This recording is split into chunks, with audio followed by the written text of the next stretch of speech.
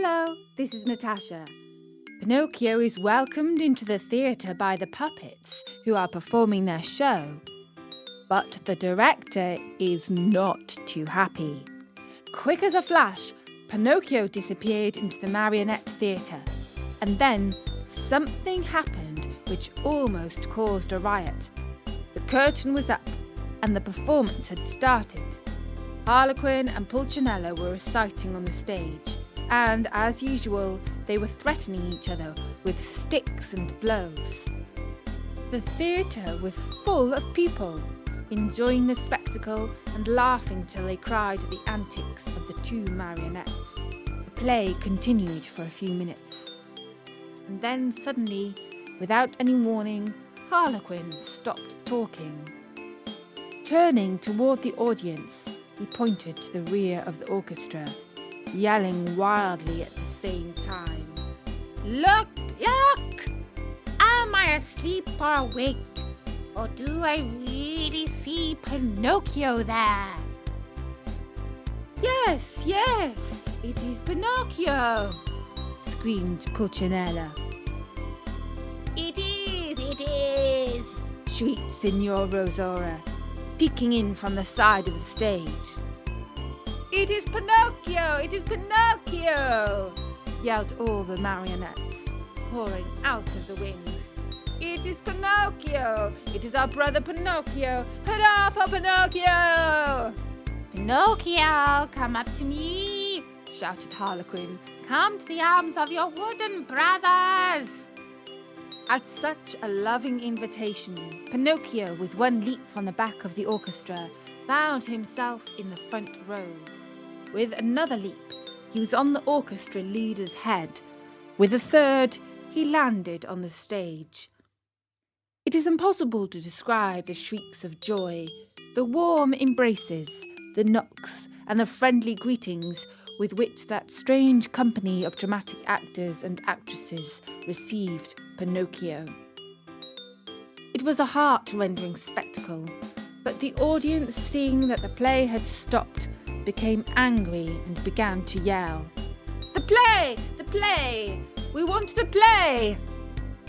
The yelling was of no use, for the marionettes, instead of going on with their act, made twice as much racket as before, and lifting up Pinocchio on their shoulders, carried him around the stage in triumph. At that very moment, the director came out of his room. He had such a fearful appearance that one look at him would fill you with horror. His beard was as black as pitch, and so long that it reached from his chin down to his feet. His mouth was as wide as an oven, his teeth like yellow fangs, and his eyes two glowing red coals. In his huge hairy hands, a long whip made of green snakes and black cats' tails twisted together, swished through the air in a dangerous way. At the unexpected apparition, no one dared even to breathe. One could almost hear a fly go by. Those poor marionettes, one and all, trembled like leaves in a storm. Why have you brought such excitement into my theatre? The huge fellow asked Pinocchio with the voice of an ogre suffering with a cold. Believe me, Your Honor, the fault was not mine. Enough! Be quiet. I'll take care of you later. As soon as the play was over, the director went to the kitchen, where a fine big lamb was slowly turning on the spit. More wood was needed to finish cooking it. He called Harlequin and Pulcinella and said to them, "Bring that marionette to me. He looks as if he were made of well-seasoned wood. He'll make a fine fire for this spit." Harlequin and Pulcinella hesitated a bit. Then, frightened by a look from their master, they left the kitchen to obey him. A few minutes later they returned, carrying poor Pinocchio, who was wriggling and squirming like an eel and crying pitifully.